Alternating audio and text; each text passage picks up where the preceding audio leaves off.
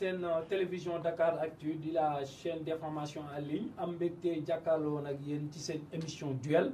alors tey jii nag dama ne véritable duel la ñu am parce que on a ñaari protagonistes yoo xamante ni c'est un débat qui avait démarré avant même le débat ah ñi may seetaan xamuñu mais en sourdine am na li nga xamante ni assisté nañ ko si léegi.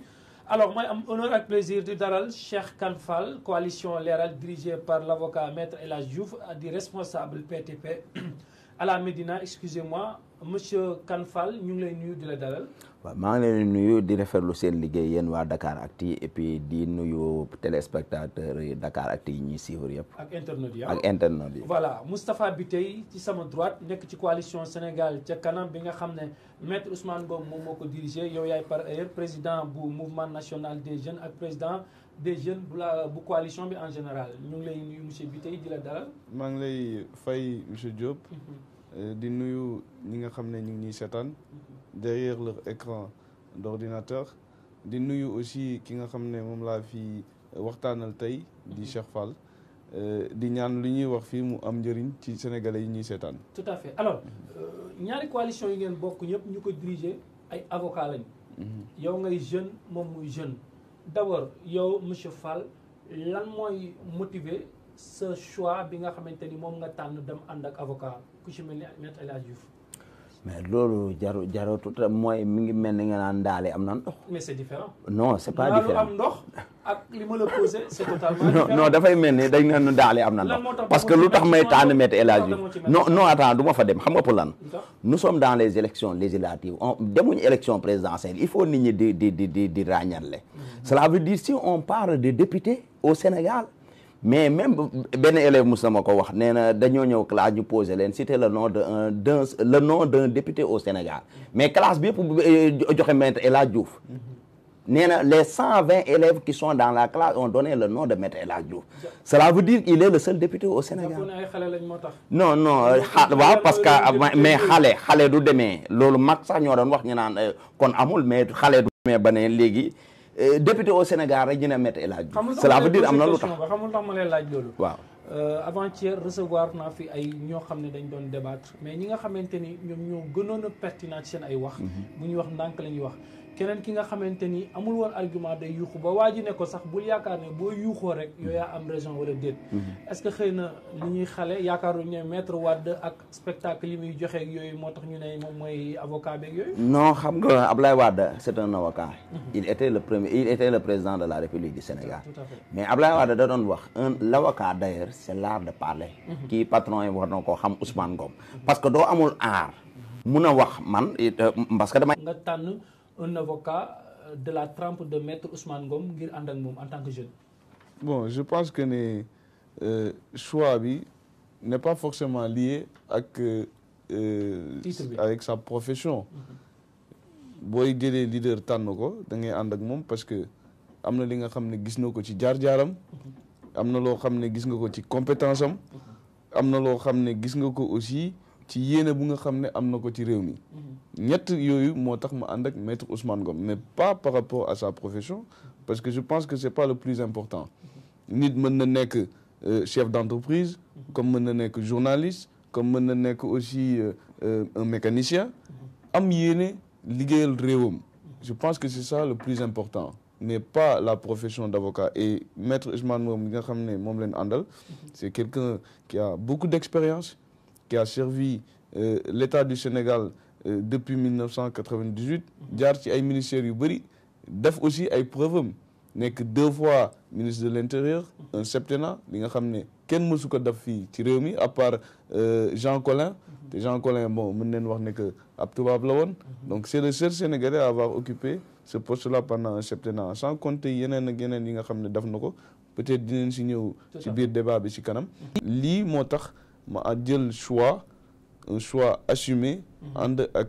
suñu leader maître Ousmane Ngom.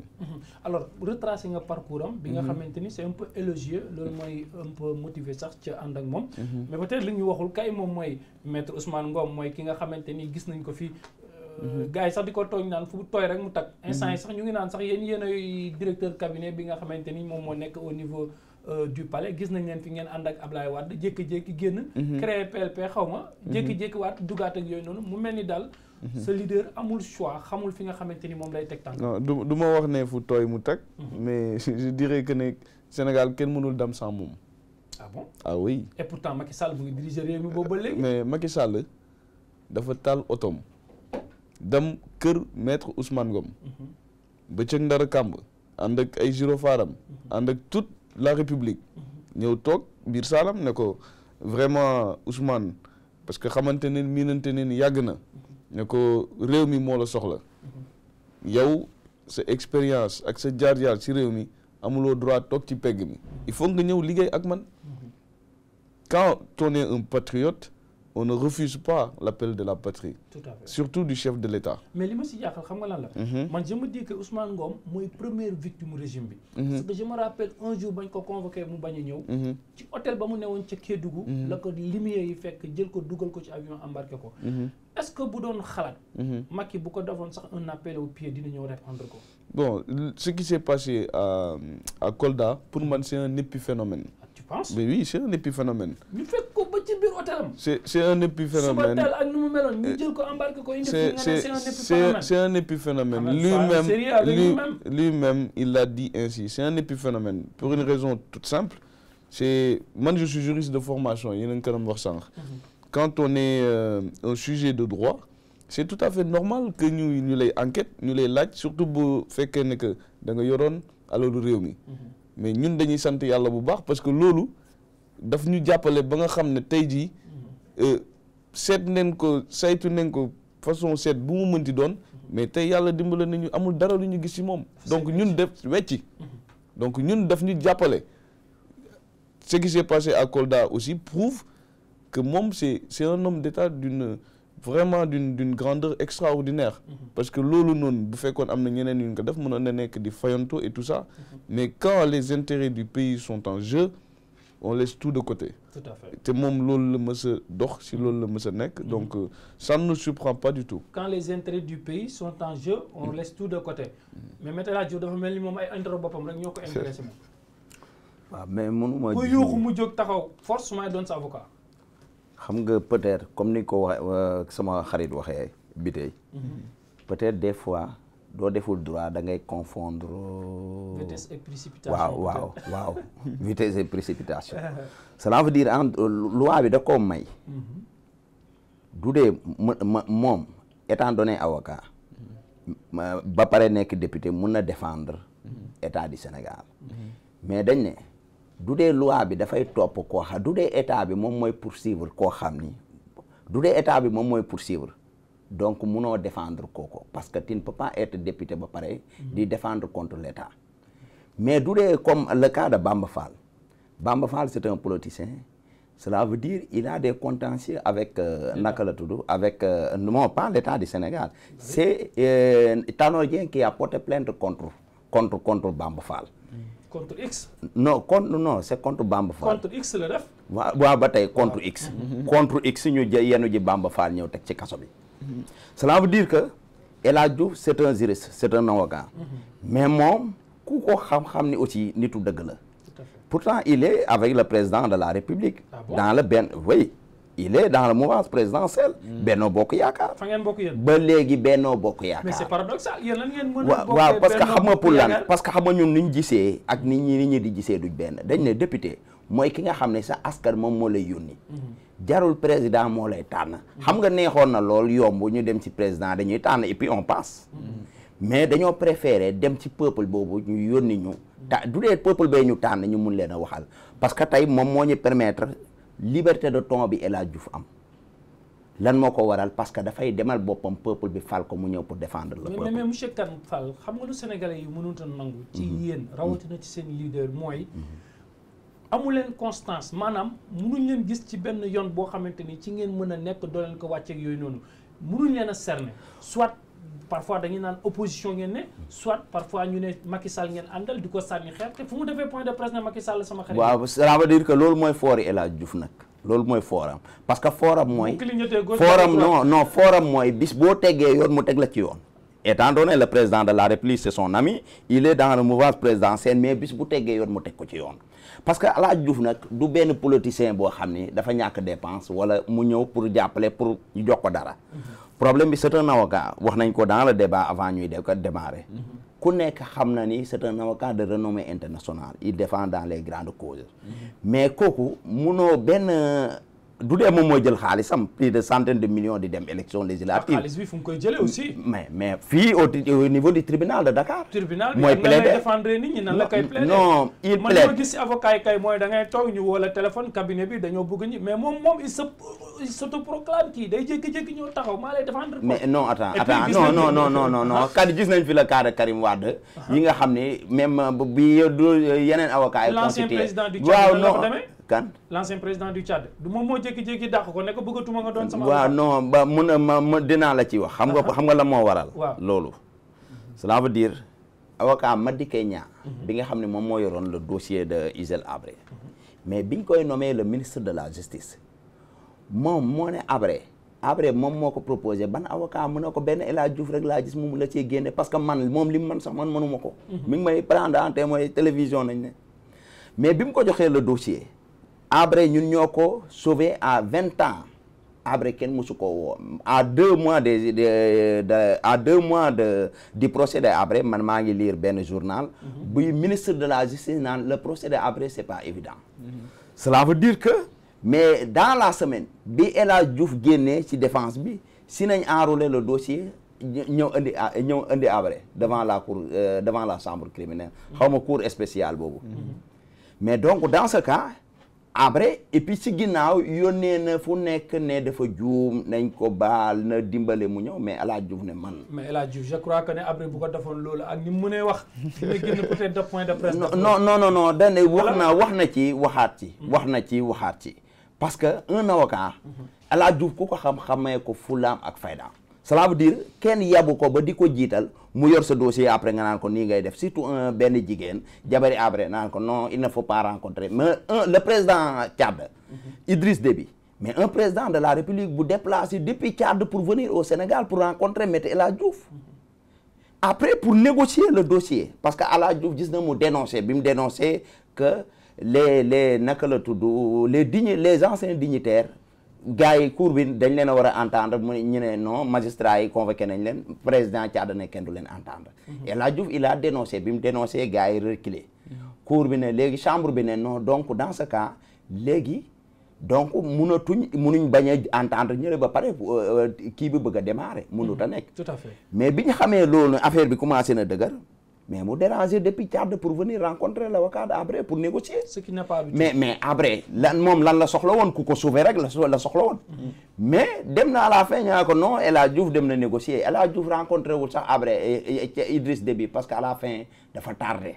tout à fait dinañ si ñëwaat alors may rappeler téléspectateurs yi ñuy seetaan ak internautes yi ne ñu ngi si seen télévision Dakar Actu ma recevoir tey Cheikh Kane Fall nekk ci coalition Leeral bu maître El Hadj Diouf ak Moustapha Biteye coalition Sénégal ca kanam bu maître Ousmane Ngom dirigé alors monsieur Biteye ñu ngi leen di jiiñ naan seen coalition bokk na ci coalition yi nga xamante ni président moo leen financé ngir mën a yàq langum politique. bon loolu je pense que waxu ko daanu si sareet la. sañoo ko weddi tamit. non waxu ko daanu si sareet la ku xam suñu leader. xam maqamam xam jaar-jaaram. ci réew mi xam ñu jege président temps yi. waaw jege bi dara waralu ko. président buy tukki avion ñoom ñooy bokk. jege bi dara waralu ko lu dul liggéey Sénégal kese mais ku xam maqamam xam taxawaayam ci réew mi. doo taxaw di wax naan. keneen mooy financer suñu coalition ça c'est pas sérieux je pense que il faut avoir un débat beaucoup plus sérieux que ça maître Ousmane Ngom dafa teg coalition am pour wax ak sénégalais yi indi aussi lu bees lu ñuy wax la démocratie économique c'est un concept boo xam ne xam nga moom macha allah c'est un génie politique ah dafa créer lu bees lu tudd démocratie économique du dara lu dul alal bi nga xam ne réew mi mu ngi koy am ñu fexe ba ñëpp mën ci gis seen bopp parce que léegi Sénégal vraiment bu ñu waxante dëgg xam ne démocratie politique am na fi ñoom xeex neen ko moom personnellement xeex na ko xeex bu métti dugg na 9 fois kaso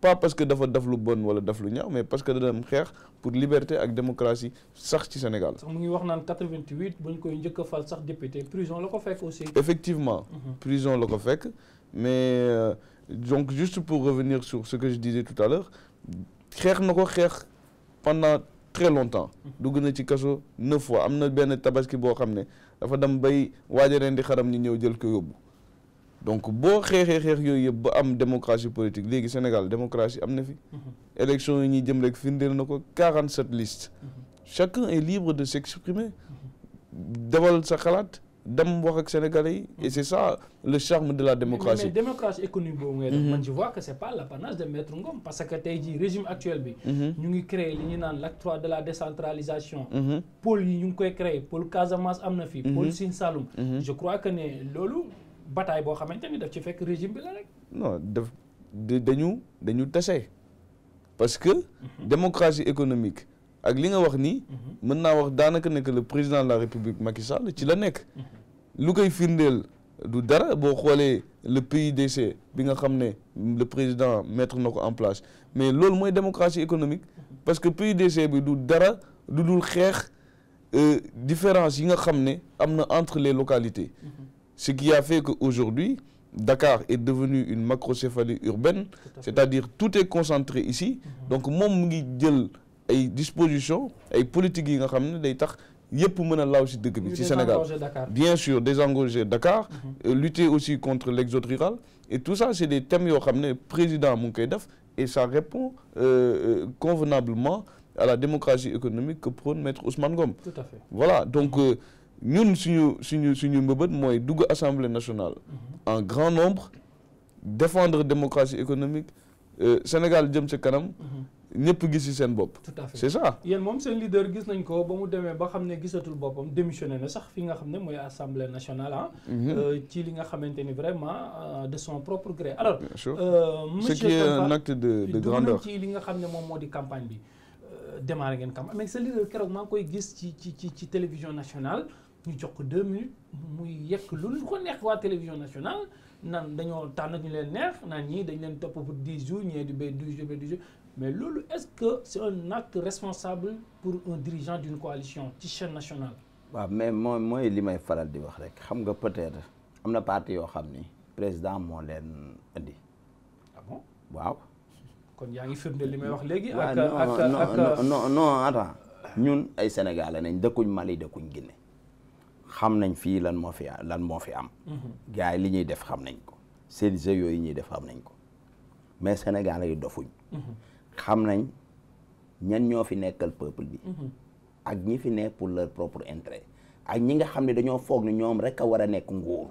parce que maa ngi xool sax léegi ci débat bi avant muy démarrer mën na ma wéy El Hadj Diouf dañ ko joxoon portefeuille ministère de lakk. ah mais loolu moom dëgg la moom waaw moo tax ma ne est-ce que El Hadj Diouf jàng na njàng moom waree mën a nekkee ministre wala jàngu. non mais yow mii sax mën nga doon ministre. waaw donc dans ce cas. est-ce que El Hadj Diouf xeexal na Sénégalais yi xeex bu mu war a mën a nekkee ministre.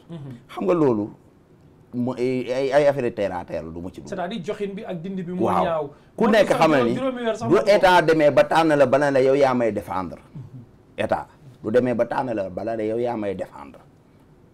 donc foog naa ni kooku pour mu def la poste fooy ministre dérange du dara. pour noppiloo wala rek. du dara. pour noppiloo la. mais heureusement El Hadj Diouf dafa am liggéey. c'est pas am na sax benn magistrat bu naa ma il n'est pas un politicien mais c'est un homme politique. mais loolu yëpp garaawul. mais ñun bokkuñoo parti yi nga xam ni dañ leen a indi. parce que ñu ngi leen romb ci dëkk bi ak seen oto yu bëri. jël alale askan bi jox leen. ñii moom seen alal bopp la ñuy demee ñoom. non man xam nga du ma dugg ci détail. non seen alal bopp la ñuy demee. bi tey sama waay la bi tey xam na. non damay bañ. chacun quitte avec son conscience. bi tey xam na. du dee makkee ko jox wala joxu ko. mais de toute façon. comme li ma fi wax léegi. comme li ma fi wax léegi. dama bëgg nga leeral ne. coalition ñoom bi tey bi nga xam ne Maître Ousmane Ngom moo ko diriger. Macky financé wu leen pour ñu dem campagne. ah non attends bi tey xam nga ci waxam. wax na ko sax moom ni Macky moo leen financé parce que dane waaw non wax na ko xam nga du ne Macky ñëw na suma kër après ñëw gis Ousmane Ngom na ko dama bëgg Ousmane Ngom juge bi inculpé ko devant la CREI ñii daw instruction bi pareegul ñu ñëw a xëy suba gis président tay jël la yóbbu la ci xaw ma lan mais nan la président mën a jëlee Kolda ci sa hôtel envoyé naka la tudd les moyens de l'état jël avion hélicoptère état bi yóbbu ko ba Kolda envoyé ay waa les éléments de la DIC ñu ñëw recueillir la fa après ñëwaat quelques jours DIC inculpé la après ñëwaat quelques jours ñu ay gis yow président ngeen ànd mais au moins du respect pour le peuple quand même nañ jox nit ñi cër sénégalais yi dofuñ de gis nañ fii président bu nekk jaana fi doole yi am na bëri woon nañ doole loolu ñu fi jóge mais peuple bi moo leen ëpp doole te gis nañ El Hadj Diouf le 23 juin bi nga xam ne tey Macky Sall du toogee foofu bëri woon na ci doole de bi ñuy indi loi bi le ticket boobu Macky Sall newul woon dara de mi nga woon fële ñii réunion seen réunion ci dernière bureau ci xaw ma lan cela veut dire bi ñuy xeex en commission jógee commission di dem plénière moom doomu mu toog di défendre ba projet de loi bi à 18h ñu génne ko ticket bi xale yi naan fekk El Hadj Diouf génnul wax ak ñoom maa ngi taxawoon bi aaroona si di ko jëli si biir le commissaire boobu sama xarit bi ma jàkkaarloo ko kii am naka la tudd Ousmane Ngom patron yam moo ne woon le ministre de l'intérieur di joxe kii lacrymogène yi di dóor ba xabru naka la tudd Xavier El Hadj Malick Sy bi je me souviens j'étais juste à côté mu ñëw sànni fa lacrymogène doy xool sax tijaan yi looloo tax ñu wàcce ko bi mu demee Tiwaawoon ñu ne kenn du ko recevoir mais donc ñooñu te Tiwaawoon boobu ak doole ji ñu amoon ak Serigne Mansour ni ñu ko dégloo mais keroog kenn dégloo ko parce que li leen Ousmane Ngom def Tiwaawoon metti lu ko lool Macky Sall tey mu jëli Ousmane Ngom moomu ñëw ànd ak moom teg ko ci côté monsieur Sénégal yi dofuñ dafa mel ni kon leer na yéen Macky moo leen jox les gros moyens pour que ngeen wàcc daal di tasaare mbir mi. Non, mon ami Cheikh. moom nee na tout à l'heure c'est un assistant dans un cabinet d'avocat. Absolument. Donc je pense qu'il maîtrise le droit. wala boog su maîtriser wul droit. il côtoie le droit tous les jours. bu waxee ne que maître Ousmane Ngom, le ministre d'État, a été inculpé par la CREI. li nga wax dafa rëy trop parce que amul. Vraiment ça n'a jamais existé, il n'a jamais été inculpé.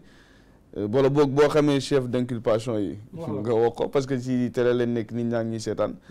Je pense que ne pour l'intérêt du débat mën neen bañ a wax rek pour sànni. Être objectif. Voilà, il faut être objectif. bu fekkee tamit am na li ngay wax mu nekk li nga xam ne leer na la. parce que boo waxee aussi ne dafa dem Tivaouane ñu bañ ko accueillir.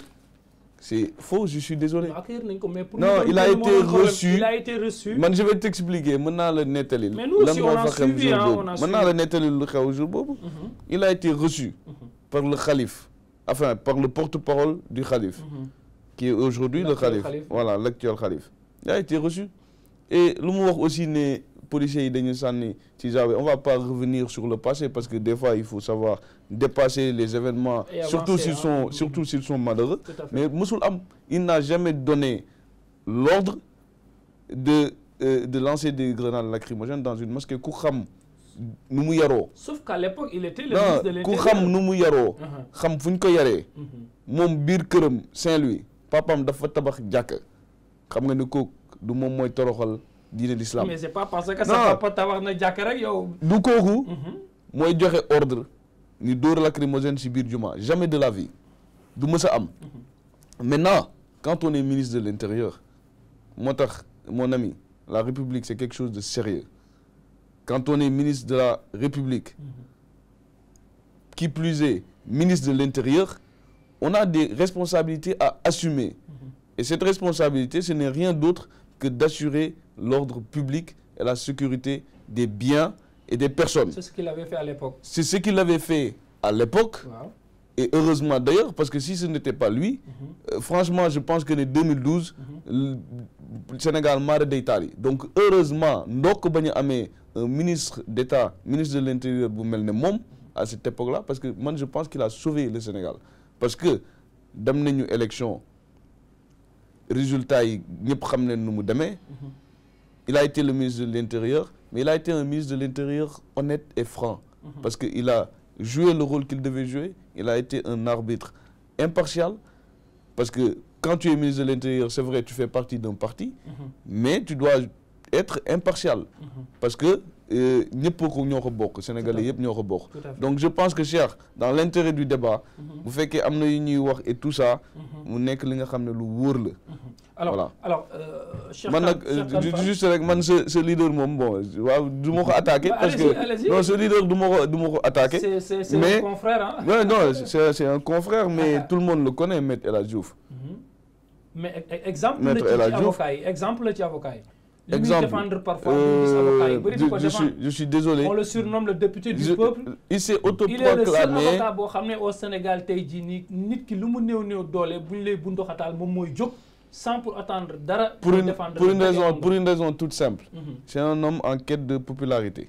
Il l'a déjà. Non, il n'en a pas. C'est un homme en quête de popularité. Kii wax na ko fi xale yu ndaw sax ndegam ñoom ñooy toog biir classe ñu leen di laaj ñuy wax. Je vais te dire pourquoi. C'est un homme en quête de popularité parce que El Hadji Diouf lu mu bëgg mooy presse ak caméra lu xew rek même boo ko jëlul sànq yow yaa ko wax man waxuma ko même boo ko jëlul mooy ñëw saisir boppam ne maa lay défendre pour être devant les projecteurs devant les feux des projecteurs. Mais ça c'est pas sérieux. Journaliste yëpp daw dem.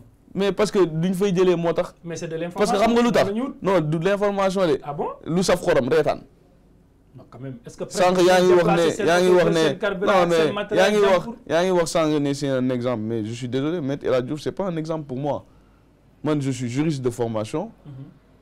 Mais c'est pas un exemple pour moi pour des raisons yoo xam ne par respect je vais pas l'évoquer ici encore une fois Cheikh je vais pas l'évoquer ici bon en tout cas pour le moment je préfère ne pas l'évoquer mais c'est pas un exemple pour moi foofu daal la préféré. Alors ñu tëj chapitre boobu dugg ci campagne législative bi alors Cheikh Kane Fall yéen a ngi ci mbir mi gis nañ sa leader parfois mu ngi def proximité yeeg yooyu noonu day firndeel ne rek moom askan bee ko ñor. waaw xam nga du ne El Hadji Diouf damay tontu ci fi mu daanoo ba pare daanelee ba pare du ne El Hadji Diouf dafay enquête il est à la quête de la popularité cela veut dire que man je me souviens man bi may xam El Hadji bu ma koy dégg El Hadji Diouf xam nga fan la dans le dossier de naka la tudd bi Sénélec coupé courant bi dans le dossier de Mademba Sock avec le 96 inculpés waaw foog naa boobu après dëkk bi je me souviens j'étais à Kaolack koo dégg ma Maître El Hadji ñoo mais kan mooy Maître El Hadji Diouf partout au Sénégal je crois que El Hadji Diouf ñiy jaay caaf sax doon leen wax ne ñu Maître El Hadji Diouf ñu Maître El Hadji Diouf il est populaire yàlla moo ko may loolu kenn mënut a contester que moom dafay ut la popularité doone journalistes yi dañuy ñëw ci point de presse am parce que dañuy reetaan cela veut dire que c'est du manque de respect sinon ñu dem ci c'est du manque de respect aux journalistes cela veut dire c'est quelqu'un ki nga xam ni c'est un juriste du wax te amul preuve la preuve que mooy barki démb à l'Assemblée nationale lépp biñ koy ñi ko doon contester li muy wax mais sa suba ga ba dafa ñëw conférence de presse indi ses preuves mbirum carburant yi les bons à l'Assemblée nationale musuma ko dégg mu wax nit weddi ko te indiwul preuve gisuma fenn fu mu mus a waxee te indiwul preuve c'est un avocat et puis c'est un grand avocat cela veut dire que nit ñu bëri yow fa nga nekk à l'université woon en droit képp koo gis la plupart les sinon les 50% des étudiants koo wax mën na dama bëgg a nekk avocat ndax Maître El Hadji Diouf waaw référence la ci avocat yi du la neexee nga ne non c'est pas une référence pour moi mais nit ki nga xam ni mi ngi défendre le peuple du matin au soir ku am soxla sa xel daj ko ba ci émission rajo yi damay dégg peut-être newuñ ministre amuñ ay milliards Abdoulaye Wade jox ñu milliards sénégalais ñu séddoo ko mais musuma dégg fi nga xam ni dañuy toog émission bi ñuy sollicité naka la tudd affaire sociale te dégguma ñu tudd El Hadji Diouf Maître El Hadji Diouf ngay njëkk a dégg mais du woon def dara toog yambar rek toog pour son propre intérêt non adduna ñaar moo ci am cela veut dire da ngay égoïste nekk avocat renommé international toog sa kër am dépense na nii comme le premier ministre bi fi jaar démb naka la tudd Abdou Mbaye mais munoo ñëw ne man defuma dara pour le Sénégal damay liggéey pour sama doom suba jot Macky Sall jëlee la fële ñëw après fal la def le premier ministre du Sénégal nga ñam affaire yi neex mutaar yi topp la après tu reviens non je défends les intérêts du Sénégalais bëgg a sonal non dama ne Abdou Mbaye du dara parce que man góobuma ko parce que nguur musut mais fan nañ ko mës a déggee bi ñuy sànnante xeer yi fii ana Abdou Mbaye mais tey ñu ñëw à un certain moment donné affaire ñu jox ko premier ministre mu ne mais il faut être sérieux quand même na respecter Macky Sall mi ko ñamal nguur on avance un peu quand même on avance un peu li ma la doon laaj léegi mooy seen proximité yi ça veut dire que ba léegi sa leader peuple bee ko ñor waaw parce que proximité yi wax nga ko léegi bi ñuy démarrer parce que Sénégal dane kii bu nekk leader bu nekk da nga am 2 minutes pour enregistrer dans les studios. Cela veut dire 10 jours yi si des xaw ma yeneen 5 jours yi caméra topp la après affaire cela veut dire élection yi ñoom ñoo ko organisé noonu parce que sama gars yi ñoo saboté élection yi parce que ñoom ñoo financé les autres partis les 40 partis cela veut dire 5 ñoo baax les 5 partis yi dem élection chaque jour mënoon na ñoo bàyyi suñ 5 listes yooyu moo tax dooy xool sax seen projet de loi bi 5 bulletins la wax. c'est pas par hasard. Maître Ousmane Ngom en tant qu'avocat. non il est le conseiller du président de la République. Depuis quand? Ousmane Ngom mais conseil qu'est-ce que vous entendez par conseil cela ne veut pas dire que wax na ko léegi conseil du ku ñuy mais ñoom ñaaree ànd suba ngoon ku dégg bëccëg. et puis il a l'expérience. moo tax mu indi ko. et puis ne ko Ousmane les comment faire mën na ko jëlal indi bàyyil 5 yi après nga créer 40 autres partis. c'est grave ça. mais tu crois que ñii di jàll ci télé bi yëpp dañoo am 15 millions yu ñëw contribuer. mais sauf que yaakaar moon ne coalition bi ci la bokk loolu laa lay wax. non xam nga sama waa ji léegi ci débat dana ma avant ñuy démarrer dana ma dans les 45 départements bu nekk joxe nañ fa 2 millions. cela veut dire les 45 départements 2 millions. c'est 90 millions. plus les 15 millions de caution c'est 105 millions. xaalis bu bëri la. ah sans compter mais tisa yi ngay defar cela veut dire ñoom élection yi def nañ ci milliards. carburant beeg. oto waaw yi ngay def nañ élection yi milliards. mais Ousmane Ngom fa la jëlee milliards bu mu war a mën a def ci élection yi. yow kër yi ñu ngi lay laaj nga ne inculpé wuñ la d'accord je retire. mais moom parce que gis naa mu dem te ku dem rek inculpé nañ la. mise en liberté provisoire. mais moom peut-être dem na après ñëw.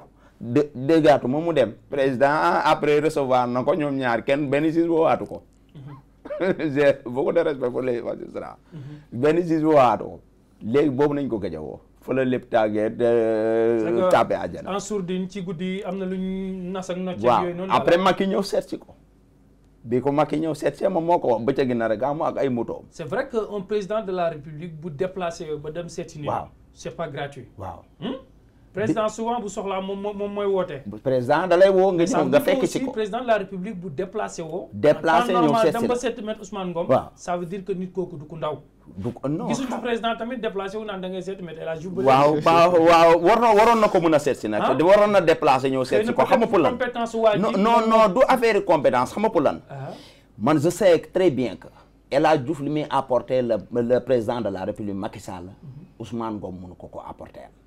nguur lépp lu sotti nag am borom mais en 2007 moi je me souviens bi Ablaye Wade di waaj a dàq Macky Sall dans le gouvernement fii si CICES na Macky Sall télévision la jàkkaarloo ñun ñoo organisé woon riposte bi El Hadji Diouf étant donné ministre de la République maa ngi dégg sax ñuy saboote naan cours d'eau mais kenn jëleewu ko dans le gouvernement par là parce que Macky Sall il a défendu le président de la République en tant que ministre si la ko Ablaye Wade génnee gouvernement bi dàq ko ànd ak Macky jour boobu man maa indi extrême ak El Hadji Diouf maa ngi ko am à 18h sur la mairie de Kaolack parce que si mi la ñu waroon a collecter si la ànd ak moom ñu dugal ko mu nekk député Macky Sall moom moo yóbbu El Hadji Diouf si liste boobu pour mu nekk député ñoom ñaar si nañ demee à l'Assemblée nationale. Donc yàgg na défendre le président de la République. en lycée depuis lycée à l'université en passant par le gouvernement nangu ñu dàq ko sacrifier son portefeuille. te pourtant mënoon na ànd ak président parce que mën naan poste pour ministre xaw ma lan mais El Hadji Diouf le président de la République l'a reçu au Mali dans le sommet de IA bi nga xam ne da doon défendre le président Habré pour que ne ko bàyyil ticket bi mu jàll ma def la le premier ministre du Sénégal kooku sont des révélations yoo xam ne man maa la koy jox premier ministre yow vous parlez de ministre premier ministre du Sénégal parce que bëri woon na doole lool à l'époque te xamoon na ni te tey Macky Sall bii du toogee fii du ticket bi jàlloon il ne sera jamais président de la République du Sénégal. donc vraiment. alors ñun dañoo waroon na di ñëw Maristes fii ak Almadies di ñu seet si. monsieur Bitèye xam naa di nga ko tontu mais rapidement. rapidement nga wax ñu rek yéen seen campagne nañ ngeen koy mënee présentement alors pour fàttali internautes yeeg téléspectateurs yi ne. beneen émission bi ñu def fii te ma koy co-animé ak le doyen El Hadj Guissé di débattre campagne recevoir nañ fi leaderu bi tey di maître Ousmane Ngom dinañ am également l'honneur ak le plus grand plaisir dalal ki nga xamante ni mooy maître El Hadj Diouf di diriger coalition Leral pour rek nekk ci li nga xamante ni moom moo di équité ak li nga xamante ni moom mooy transparence leeral ak ñamale ñëpp ñi nga xamante ni ñoom ñooy candidats yi alors. bis bu ngeen ko amee tas fi parce que internautes yi dinañ leen sonal. maître El Hadj Diouf loolu du man maa ko wax Sénégal la koy wax. seen campagne lan ngeen opté proximité wala meeting wala seen format lan la actuellement ci lan ngeen ne. oui donc balaa may tontu rek bon di nga ma permettre me répondre à mon co-débatteur. Bon il a dit beaucoup de choses. Il a dit beaucoup de choses yi nga xam ne vraiment mon ami dans l'intérêt du débat il faut qu'on soit beaucoup plus sérieux que ça. Déjà pour le problème des listes et du temps d'antenne à la télévision. Ñun on n'est pas satisfait mais on le comprend pour une raison toute simple. 47 listes. C'est énorme. C'est énorme. Personne ne peut mettre une équipe pour les 47 listes. Comme vous comprenez également que disposition loi bi ñu changé L78 du code ça veut dire que d'accord mais loolu man j'ai eu le privilège d'assister à la réunion au niveau de la Sénat. C'était un consensus. Démocratie nag boo si nekkee. dafa am nu muy doxee. lu xel mën a nangu sax. lu xel mën a nangu la parce que mais lu xel mën a nangu la. donc consensus bu amee démocratie loolu la laaj dañ koy nangu. tout à fait il faut on facilite le vote aux citoyens parce que 47 listes boo ko nee jël dafa métti. d'autant plus que dañ ne l'électeur a la possibilité. voilà c'est ça. Il a la possibilité de le faire donc loolu machallah. Donc dinaa tontu sa question par rapport à comment on s'organise pour notre campagne. En même temps tontu ko par rapport lu mu wax aux 2 millions. Cher, je suis désolé mais ce n'est vraiment pas un homme d'État mais cela ne me surprend pas du tout vu la qualité de son leader cela ne me surprend pas du tout parce que lu mu xam génn wax ko moom noonu la maître El Hadj Diouf noonu lañ ko xamee sànq mi ngi wax naan c'est un homme pour l'intérêt du peuple mi ngi wax ne pour l'intérêt du peuple c'est un avocat je sais pas quoi mais tout le monde sait que c'est un homme farfelu.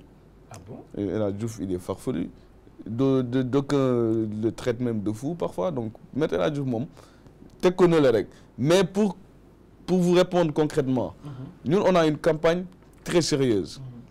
Man je suis rentré à Dakar à 7h du matin. Démb on était pour assister émission bi.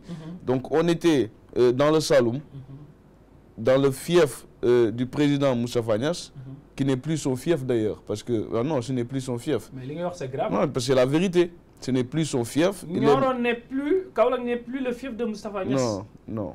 Mais pourquoi il a été investi là-bas comme tu mais dis ça? C'est grave. Il a été investi là-bas si sama lecture bopp. Waaw. Pour une raison toute simple. Macky Sall ne veut plus de lui. C'est parce que moom rek moo mën a permettre coalition bi mu gagner foofu. Macky Sall ne veut plus de Moustapha Niasse. Il veut s'en débarrasser te xamul nu mu koy defee. Il l'a amené. C'est la réalité. Il ne veut plus de lui. xamul nu mu koy def mu yóbbu ko Nioro. C'est un appel au pied quoi. te lu ma la wax nii. di ngeen ko gis dina jàll député. Dem Assemblée nationale ñu war a tabaat le président de l'Assemblée nationale waa APR ne du ko dal parce que moom son parti aujourd'hui ils n'ont que quatre députables xam nga lu toll ne AFP ngay nangu di dem élection législative ngay nangu ñu lay ber di lay sédd 4 députés loolu ça veut dire que tu tues ton parti bu demee. parce que coalition bi du AFP rek moo si nekk. mais il y a le PS il y a d'autres partis yoo xamante ne. mais PS 2012. dafa jógee 17 ren am 19 députables. mais mënoo jógee am ils avaient 13 députés je crois di ñëw si 4. vraiment et puis même dafa am loo xam ne xel mënu ko nangu mënoo nekk le président de l'Assemblée nationale sortant tu ne diriges pas la tête de liste nationale ñu lay yóbbu sa département ak ay xale yu ndaw yi nga xam ne mën naa wax ni que daanaka say sët leen.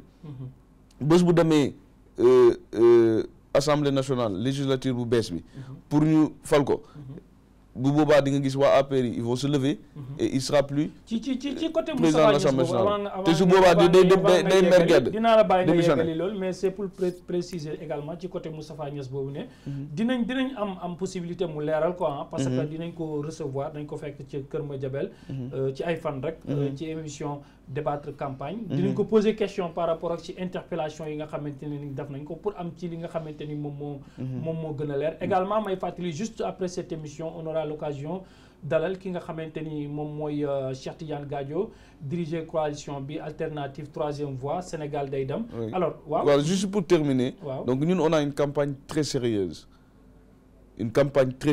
on fait le tour du Sénégal amul région buñ dul dem ci 45 départements yëpp kon dafa mel ni sawaay xaaj amul wax kon ça non dinaa ko tontu amul benn département booy dem ci Sénégal te ñun nekkuñu fa te loolu ça montre beaucoup de choses ñoom ñii seen parti bi billaay xam naa ne que amuñ dara tous non ñu ngi si 45 départements tous seen spécimen baa ngi nii ñii avec un leader à la li ñuy wax parti télécentre mooy parti Maître El Hadji Diouf parti télécentre parti chaque fois day am plus fort reste maanaam bu ñuy xoolee li ñu am ba pare lu des ñu xool ni lañ koy saraxee sarax laa koy tuddee xam nga les intellectuels sarax laa koy tuddee non xam nga moom c'est un intellectuel mënuma ko tuddee plus fort reste parce que moom xam na li muy wax bu baax cela veut dire du ren le discours des marchands mun naa comprendre mais parce que assemblée nationale dañ ne 150 députés yi mais Macky Sall du ma amee 8000 voix Macky Sall am 7000 voix te 150 yi matul dañ may indi xanaa duñ ma tëbee parce que Macky Sall mooy président rek. mooy séddale bi rek mooy plus fort. cela veut dire on a 19000 voix et puis on a quitté la coalition Benno Bokk Yaakaar à un mois des élections moment boobu Moustapha Niasse du demoon du am dara waxuma ay seen leader yow parce que ce leader musta demal boppam élection mus na fee créer PLS waaw mais PLS ñeme na oser dem aux élections. Ah bon lu tax. C'est un parti comme les autres. C'est un parti comme les autres waaw. voilà xam nga. instant bii day wax taxale na sax ut benn coalition am na day dem aux élections parce que xam nga duñ la maye fit jox la doole jox la les moyens de l'État mun nga demal sa bopp mais sénégalais yi. dofuñ de. sénégalais yi dofuñ de. c'est moo tax ma ne Sénégalais yi Sénégal dama leen lancer benn appel parce que dafa am fu ñu jëm si benn phase bu am importance waaw benn phase bu très bu am importance non waaw mais de campagne électorale parce que dañoo jëm xam nga peut-être Macky Sall sax nee na Sénégal émergence yàlla barkeel ko peut-être deful sax loolu émergence mais yàlla barkeel ko parce que ces gens ne sont pas compétents ñi mu àndal mënuñoo émerger dara mais yàlla barkeel waxam jooju. et pourtant El Hadji Diouf xaritam la. waaw c'est son ami. mais Macky Sall ñoom bëgguñ ku leen gën a fort. wala dëgër bopp da dul dégg. non attends bëgguñ ku leen gën a fort. cela veut dire des fois sénégalais mooy dafa xaw a am complexe doo ñëwee làkk tubaab wala nga sol costume sinon surtout ñu ne waaw kii c'est le futur premier ministre. su boobaa attention du ko defee Ousmane comme premier ministre du Sénégal bu mu leen bett bu mu leen bett de du ko defee premier ministre du Sénégal bu mu leen bett parce que mi ngi préparé mais dama la bëgg a xamal ne yéen Sénégalais Sénégal dafa jëm ci phase bu am importance mooy pétrole dafa am ci Sénégal te xam naa ci dara ne El Hadji Diouf dafay défendre waa pétrole boobu donc dafay am ba bërki dem rek am nañ découverte bu am importance fii si Diamniadio donc dans ce cas Sénégal fi lay jógee di dem ba àdduna tukki wala mu jógee fi di wala kaana di am ay guerre ba àdduna tukki pour loolu nag mu bañ a am il faut ñu am ay ministres yoo xam ne sont des juristes yi xam-xam ba mel ne Maître El Hadji Diouf ñu dénk leen pétrole bi dénk dossier pétrole bi ñu jox leen ko donc dans ce cas ñooñu bis bu ñàkkee assemblée si ngeen xëy di wala kaana ba faaw parce que si kanam tuuti fii ak juróomi at Sénégal ku feebar da ngay ñëw faju gratuitement ku nekk di nga dëkk sa kër gratuitement ku nekk di nga am oto ku nekk lépp li nga soxla lekk dootu fi amati problème ndax pétrole boobu mais waaw non dañuy defar dañuy géej gi sax dañ ciy def ay kii yuy daw waaw dina am mais lenn moo koy amal mooy député yi député du am programme bu leen kenn nax député yi lenn la mën a am mooy contrôler l'action du gouvernement Sénégal émergence boobu Macky Sall doon wax yàlla peut-être barkeel na ko ba pétrole bi feeñ mais attention de du ngeen jëlee ñooñu nga xam ne dañ leen a def ci liste yi ak 47 liste yooyu ñoo nga xam ne dañ leen a indi des 40 pour que ñu war a ñëw contrôler suñu pétrole bi lu ñu wax ñu jàllale ko il faut avoir comme Maître El Hadji Diouf à l'Assemblée nationale avec la coalition leeral pour que dëkk bi mun a jàll Sénégal mun a jëm kanam. Vraiment Cheikh je pense que ne yow tu ak Ousmane Ngom na ñëwaale parce que moom juriste la. tu es un acteur de la vie politique. Je pense que ne bon da ngay informé wu et je pense que ne ce serait très bien pour ta culture politique ngay dem di xool lu xew ci dëkk bi. Maître Ousmane Ngom est déjà parti à des élections législatives, à des élections sénatoriales aussi, avec son ancien parti qui s'appelle le PLS. Aujourd'hui, il n'a pas de parti politique. Il a un mouvement qui s'appelle Libéral ci kanam. woowee encore woo moo dama lay wax sànq rek moom kenn mënu ko. non il est habité à l'état.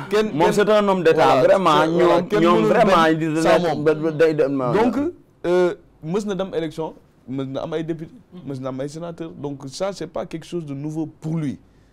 Mais juste pour tontu aussi par rapport ak pétrole bi et tout ça tu vois lii mooy différence entre un homme politique et un homme politicien. Moom c'est un politicien.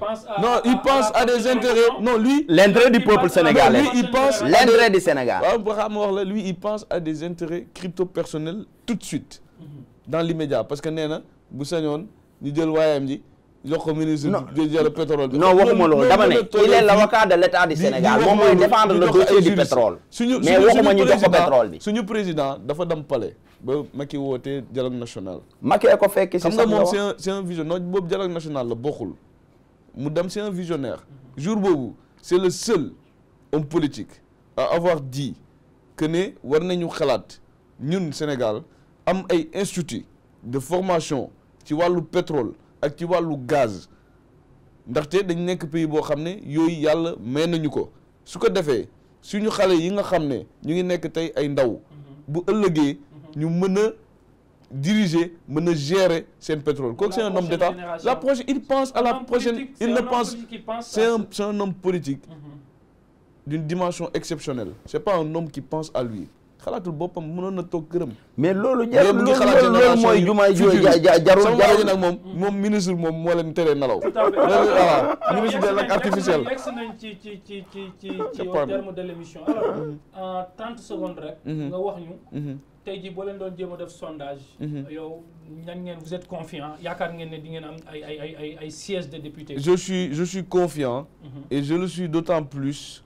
ba ma gisee suñu tournée yi ñuy def. les gens ñu ngi ñuy répondre massivement suñu appel yi te it le président Ousmane Ngom franchement sénégalais yi ñu ngi koy wan seen mbëggeel ci moom ñu ngi koy wan seen cofeel ci moom te loolu rek dal na xel je pense que on sera la surprise de ces élections. Absolument. Alors yaakaar naa ne di ngeen dépasser ren li nga xam ne mooy benn siège député amaat yeneen. waaw non benn siège député dañ ko amoon dans les moments les plus durs maa ngi saluer maître Baba Diop wax na ko keroog mu ne booy à un mois des élections mais ku génnoon doo am député cela veut dire président de la république ñi soog koo élire à un mois des élections rek yow nga ne non da ngay génn dem uti les 200 partis sont avec le président munoon nañoo dem ñu jox ñu 4 députés nañu proposé woon mais on préférait défendre les Sénégalais parce que duñ doon 4 députés yi duñ ci bokkoon du Macky wax dañuy tàccu sinon ñu génn ñu dàq ñu ci biti def nañ ko Barthélémy Dias def nañ ko gars yu bëri doo ne Macky du ne nii doo opposé tey nga dee mais dañoo préféré woon génn défendre l'intérêt des Sénégalais comprendre ñu jox ñu parce que il était l'homme du 23 juin parce que c'était pas évident keneen génn waaye l'homme du 23 juin maanaam boobu ñoom Ousmane Ngom boobu moo doon sànni lacrymogène yi ñun ñuy défendre le peuple moo doon sànni lacrymogène yi ñun ñuy défendre le peuple et puis le peuple est supérieur naka la tudd le ministre de l'intérieur avec ses kii avec ses ay policiers seul le peuple est souverain waaw seul le peuple est souverain mais donc dans ce cas mooy moo tax ma ne rapidement ñun la coalition Leeral dinañ def la surprise. waaw mais loolu si élection yi di ñëw xam nga surprise bi mooy. surprise bi mooy. ba démb rek bi may dugg sama nekk sama kër man xale man ma nga xam demaguma fenn ministre yi laay dendal ay Médina. xaw ma ñan. ñoom Seydou Gueye may mun a xaw ma nan xamuñ leen sax parce que siiwuñ fa. comme nee nañ xale bi Médina moom la xale yëpp àndal parce que mooy il est là avec les jeunes il défend les jeunes. donc dans ce cas. démb damay dugg si ñu defal ma sama kër ay nen xooti suñ photo Maître El Hadji Diouf yi parce que ku romb ñoom malgré leur moyen ku romb fekk ni ma affiché El Hadji Diouf si kaw ku romb rek da ngay taxaw Maître El Hadji Diouf ba si ñoom ministre bi dafa romb avec son groupe et Maître El Hadji Diouf ñëpp taxaw xam nga campagne la day attirer attention bi El Hadji Diouf loolu yàlla moo ko may dañ ko nangul sénégalais yi ñoo ko bëgg parce qu'il défend la Médina et puis il défend le Sénégal mi ngi ci Khalifa Sall ku am problème mu ñëw pourtant mosu ñoo jox dara ànd ñoo moom Khalifa moom mooy ñoo ñëwoon nee na yow El Hadji Diouf mooy ñëw naan way jël leen ma non c'est Bamba Fall moo ma woolu man mi en tant que l'assistant du cabinet qui m'a appelé en prison fële si camp bi prison ñi may dégg moo ma woone ma comment faire ma ne ko bataille de communication la et puis dans ce cas ba tey gisaguma avocat yi def dara mu ne ma le problème il faut El Hadji Diouf impérativement ñëw Khalifa Sall mi may dégg c'est garde du corps ñoo ma ubbil keroog ci benn Mercedes noir ma dugg ci biir taxaw wax ak moom. j'ai appelé El Hadji Diouf mu jógee Juma ñëw le vendredi ne il faut mu dugg dans le dossier. malgré cela mënuñ ko woon a défendre. parce qu'on peut pas être député et défendre les contre le même temps c'est pas le cas de Bamba Fall. Mais dans ce cas dama ne la coalition Leeral dina def la surprise des élections au Sénégal. parce que Sénégalais yi dofatuñ. xam nañ kan moo fi nekkal askan bi de xeex ak ñi ànd ak président rek. président yóbbaale ma ci avion. nekk ko d'accord en tout cas donc semaine bii nañ war a génn télévision topp ñu 45 régions Sénégal 45 départements yëpp dinañ ko def avec les 15 régions du Sénégal. absolument donc wotel waay jàpp non dañuy campagne ma ne non Sénéra dañuy saboter. donc mooy liste bi am lumière kii bi lampe bi. waaw Maître El Hadji Diouf verte ak rouge. mooy Leeral. tout à fait merci à comme Leeral comme ni lampe yi tàkkee Leeral. nekk yaa ngi ci coalition Leeral bi Maître El Hadji Diouf di diriger yow responsable PTP ci diwaanu Médina am mbégte man maay borom Médina débat bi c'était passionnant maay borom Médina di la fi dalal également Moustapha le futur maire de la Médina muy bokk ci coalition Sénégal ca kanam Maître Ousmane Ngom di président futur premier national ministre des jeunes ak président des jeunes de la coalition moom c'était pas évident parce que ñoo la jógee 3h du matin pour ñëw assister ci débat bi non jàmbaar parce que dañoo am ay moyens dañoo du leen neexee sax ñu jël hélicoptère moom la candidat yi dañoo yor ay moyens xamante ni moom moo di ak ñoo bëri moyens l'essentiel moom moo di ca njëlbeen population bi ñoom ñoo siy gis seen compte yàlla na ci dugg bismillah rahmaan rahim génn si alhamdulilah gërëm leen sant leen gërëm également ñi nga xamante ni ñoom la àndaloon ci émission bi di technicien yi di Sélé di Saliou ak ñëpp ñoo xam ne ñu ngi ci régie bi may fàttali ne léegi fii ak 15 minutes 20 minutes seen émission débattre campagne dina dalal le docteur Cheikh Tidiane Gadio diriger li nga xamante ni moom mooy alternative troisième voie Sénégal day dem yeneen débat suba gannaaw suba fii la campagne bi di jeex Dakaractu TV da leen di mettre au cœur de la campagne d'ici là portez-vous bien en compagnie de nos programmes